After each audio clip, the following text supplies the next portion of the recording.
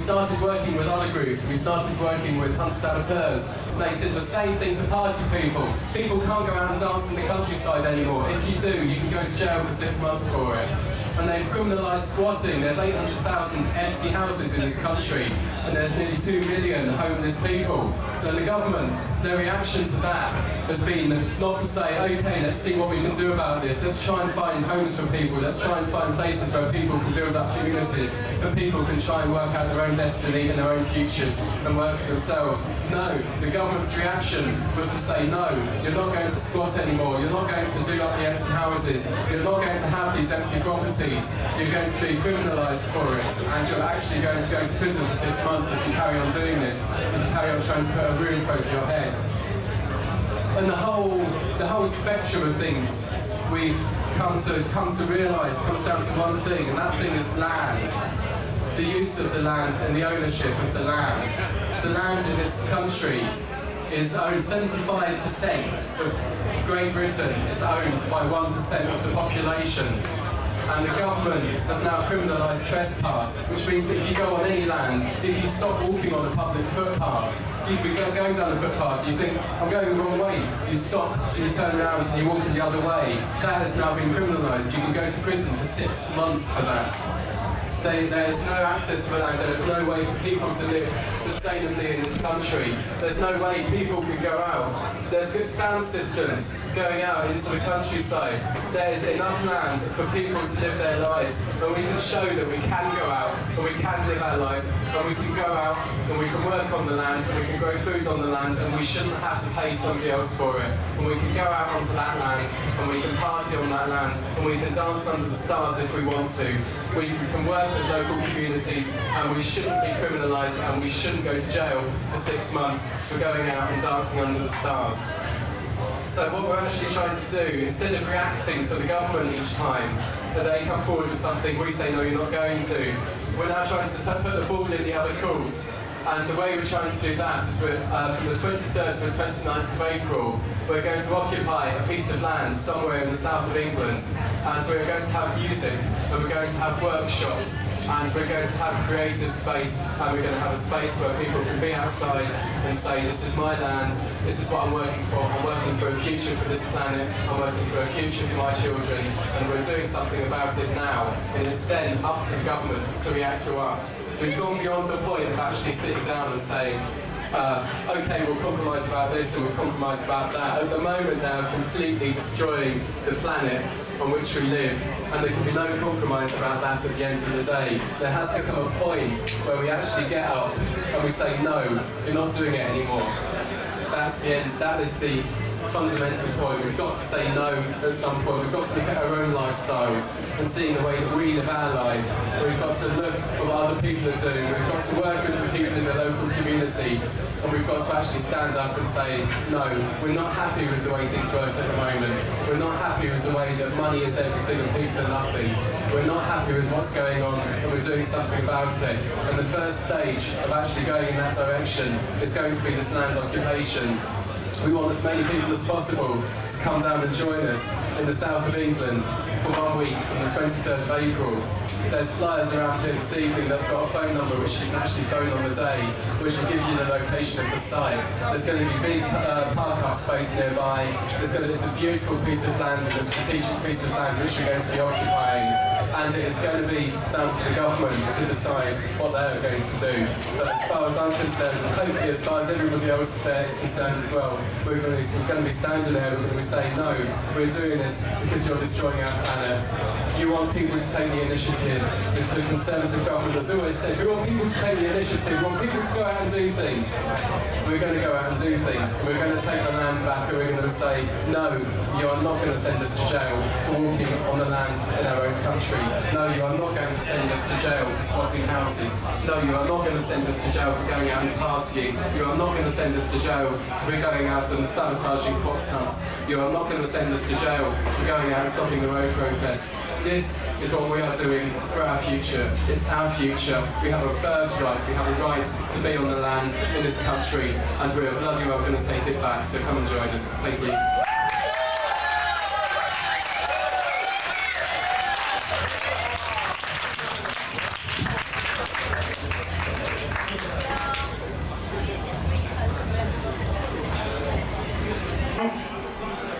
Zapata is going to come and talk to us about connecting up indigenous tribal communities in order to preserve our environment.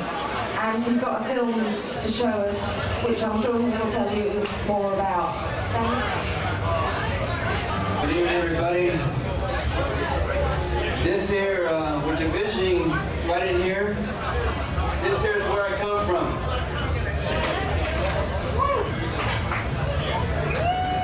There's a little bit of home. This is Grand Canyon land, the Canyon land they call it. As I'm hearing my brother here, Kevin, talking about earlier, about the land. The land is everything that we got. And what I see here is a struggle that is universal everywhere, all across the world. I guess that's what they say the wars are made of. The land, the water, the air. And without these elements, there is no way of life. You can drink all the soda, you can drink all the beer, you can drink all the wine, you can drink all the whiskey you want. But there'll come an hour, there'll come a day when you become thirsty for water. I assure you, you can bank on that. I know through ceremony we've been taught to go 4 days, 4 nights without food and water. But that's for a good reason. Sometimes we do it for 4 days or 8 days, 8 nights, no food and water. And we're pretty pitiful by then. But we do that so that way we can understand why the world is so important. It's until you fast and you don't have no water, no food, then you understand what life is all about. It's until then. When you give up the party, when you give up the dance, when you give up almost what life is, that's when you start to realize what life is really about. You'll find out what truth is. When you go back down into the wilderness, down into a creek, and you take all your clothes off, and you meditate upon a rock, and try to begin and hold time. You hold time and space. You freeze the world just for a little bit. Just to understand where you came from, why you are, and how you are as a person, and how you fit into this world. We all don't come from a bang theory as the scientists would like us to believe. We all have a purpose and a reason why we're here in this underneath this space. We could be anywhere in London. We could be anywhere in the world for that matter. But we're here tonight under this one room. And I assure you, after you leave tonight, a little bit of your life will never be the same. Because it's so universal. This land here they call the 7th wonder of the world. But in our government, the United States government, really don't care too much about the environment. Not even the Vice President Al Gore. He forgot to read his book. What we have here, and what I've seen in our tours, we just finished a tour of Europe. And it's pretty sad, because we thought as Native people that the United States government will only treat people of color in the way they are doing to us, dumping all the nuclear waste on us, dumping all the pollution, contaminants, polluting our waters, our air, our land on us. But until we came to Europe, to Germany, to Aachen, to Gosweiler, their folks look just like you. Just like you. And I don't know how many here in the audience are Germans, but they really are messing up the land over there at all costs. It's too bad to know that in Germany, in Berlin, they have the bear in their flag. I asked, where's the bear? Do you have the bear? Does it still wander the forest? No, they killed him. 1140 AD. Where's the eagle? I see Germany has the eagle. Where are the eagles? They're no longer here. They killed them back in 1420. The last eagle, the last one. Where are the wolves? And there's none to be found. Nowhere. Now I understand why Europe is the way it is. They have killed all the bears. They have killed all the wolves. Killed all their eagles. And that's sad. That's really sad. Because now I understand why man is the way it is right now. Man has lost his spirit of being a man. Because he don't have his brothers no more to show him what man is all about. And that's why we see the sisters, the women, the grandmothers are the one who's picking up the men. And that's universal everywhere. The men are in front of the women, so that way the women can tell the men what to do.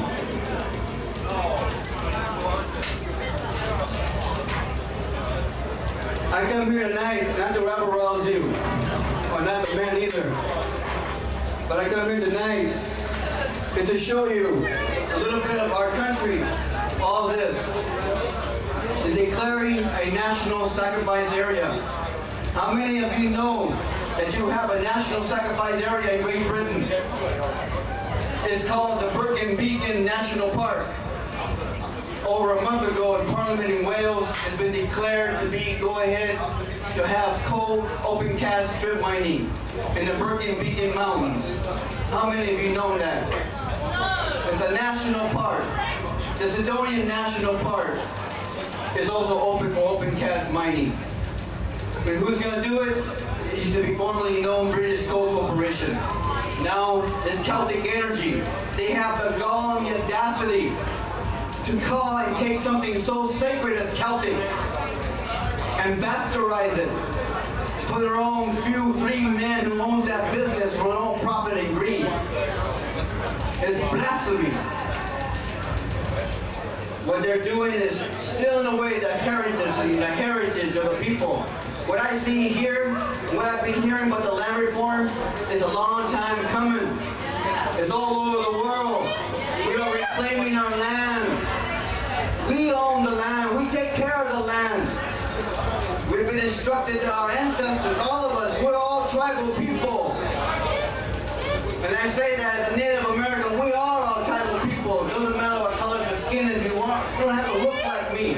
You don't have to dress like me. You don't have to put chokers like me. You don't have to pierce your skin and sacrifice like me. You call yourselves natives. You are natives. You've been born native. We all have ancestors from the caves. We all come from there. We all come from the earth. I met the Kambri people, the Nimgro people, the Celtic people, the Donga tribes. All the people that are coming together. They're coming together really strong and really beautiful, and that's what's great. Because it's in the prophecies. It's what's happening. We have no choice. We are endless waves, always approaching upon us, on the shores. Endless waves. Nothing can stop that. We are the blades of grass in between the cracks of the walls of cement in the urban sprawls. We will still reclaim. So what I'll have to do here is hand over to the video. And this one's called National Sacrifice Area. And it's done, it won a National Academy Award for the Best Documentary, 1984. It's done by Randy Hayes, as you know, from the Rainforest Network. That was his first video project. And following right after that, it's going to be an hour long. And it's narrated by Peter Coyote, an actor in America. And following right after that, there'll be a short clip, a news clip called Grassroots from Wales. Just to localize things for you when I visited upon the communities over there in southern Wales and what has open cast strip mining has done to the Beacon Mountains, to the valleys of Cardiff, Nice, and all around there. It's beautiful land, it's beautiful. So I'll let that speak, and following after that, then I'll probably take some questions and so forth like that. I'll brought some materials and I'll leave them here.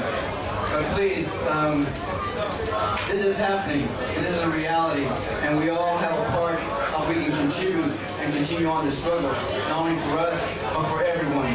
And I'll expand on that later. All these problems are universal. We thought we owned them, but everybody owns them. But enjoy your night, enjoy the video.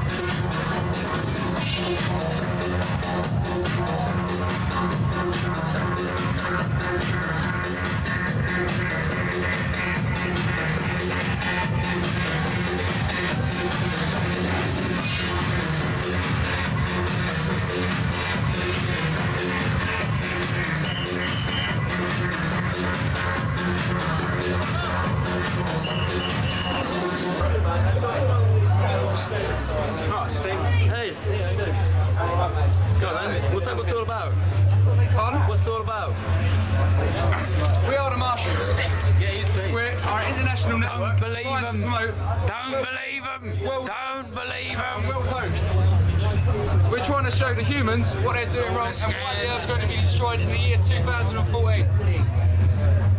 Why? The Earth is going to explode. Why? Let's save it now. Why? Why? Because we're all a bunch of arseholes. Plutonium, man. Speaking for everybody. Pardon? He's speaking for everybody or just... I'm speaking for everybody, yeah. Everybody is destroying the Earth, not just me. So what can we do about it? What can we do?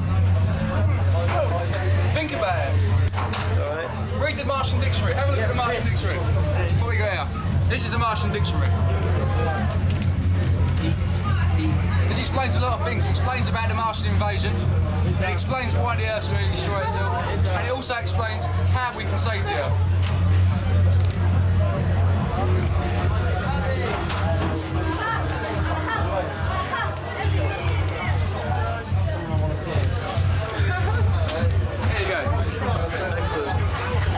Anything else you'd like to know? That's great. I don't know how to save the world now. When's the topic sign or whatever it is? Sorry? When's all this topic Oh, sign? it's some show about quarter to 12, I guess. The band or a show.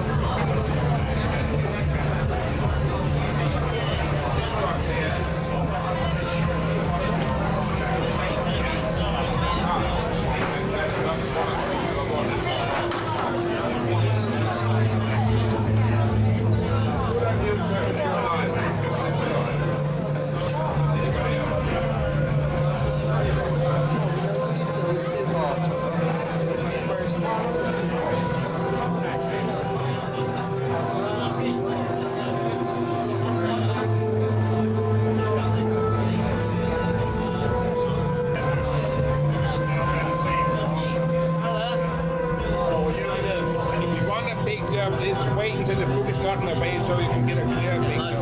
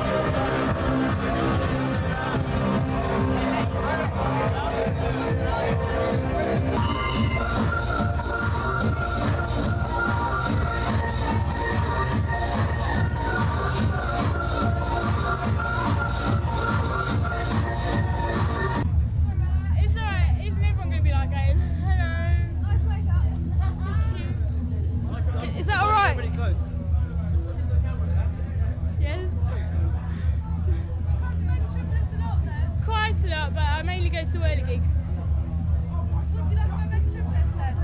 It's everyone can be who they want, and you haven't got to worry about fights or anything like that. And it's a really good club and really good music and really good people. About a year. Since, yeah, about a year.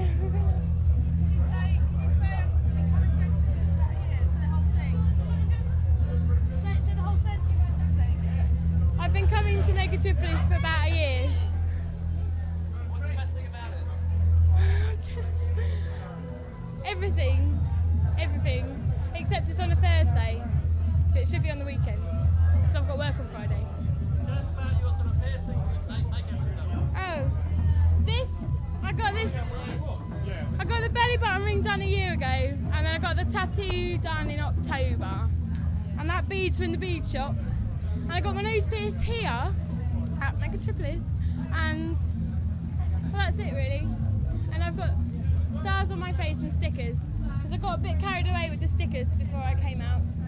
And You did that before you came here then? yes, no, I don't have it on permanently. Any message for anybody? Any sort of reasons why people should come here? Because you'll have a really good time, and it's better than all like Equinox and all the places where you have to look better than everyone else and everyone looks the same. Just be yourself. Yeah, be yourself, because who else are you going to be? Can I go now? Did you go over there? Yeah, sure, man.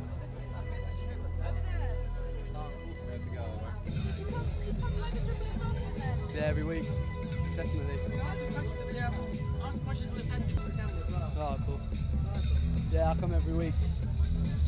And how long have you been coming for? Since about last August, every week since then. Never miss it. Every Thursday. Yeah, definitely. All the time. What do you like about megatripolis then? The atmosphere is excellent. Everybody's just so friendly the whole time. It's completely different to other clubs. Everybody is so much more on a good vibe. Everybody's so friendly to each other. And the music's good as well. It's such a varying kind of music as well. I love it over here. It's excellent. What's your favourite room for you? Favourite room, definitely the cathedral. Definitely. And it's the best one, definitely. What time do you normally get here then? Early, 8:30 when it opens. 8:30? Yeah, I have to. I have to get here 8:30, check everything out, see who's here. All my friends, I meet all my friends here before as well. It's lovely. Yeah. Have you never had any problems here? Any problems? Not one. Never ever. I've never had a problem here. It's always been so happy and friendly. Then nobody ever really wants to create problems here at all.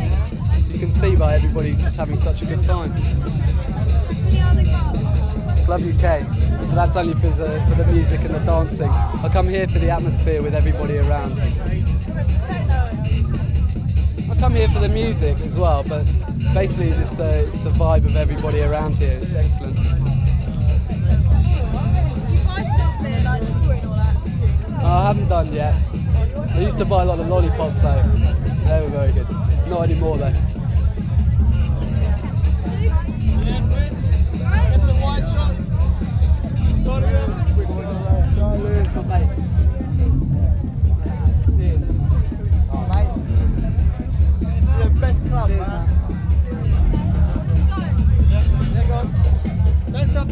I ain't started dancing.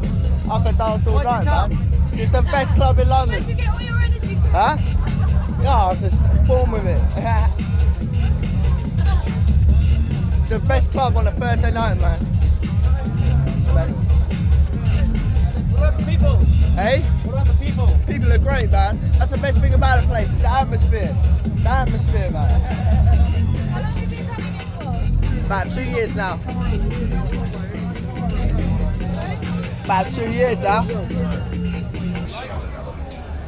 Government insists that before the oil begins to flow from the Colorado Plateau, all of the hidden costs must be factored in and the full price be paid by those who want. I've been coming for about the last 5 weeks to play my didgeridoo with Benky Bonk, which is a jam that happens after people have given their talks. Sorry? The talks vary from week to week. This one here today is given by a Native American about how his land's been taken away for mining of uranium. When the next energy crunch hits, the energy companies and About the last 5 weeks, yeah. Colorado Plateau. I used to go to the Whirly gig, but now I don't go to many others. There may be coal gasification plants. It's very easy going, the people are very easy going. I came here last week and came here early before my friends, and I got chatting to like about 4 or 5 people that I had never met before, and we ended up, you know, really matey by the end of the evening. It's really nice people. Sorry? The people are very friendly, very open, no attitudes. And there's no bad attitude, no one's showing off too much. Energy source is much more expensive than has been previously acknowledged. And the less costly alternatives increase. Enjoy it, man, you will.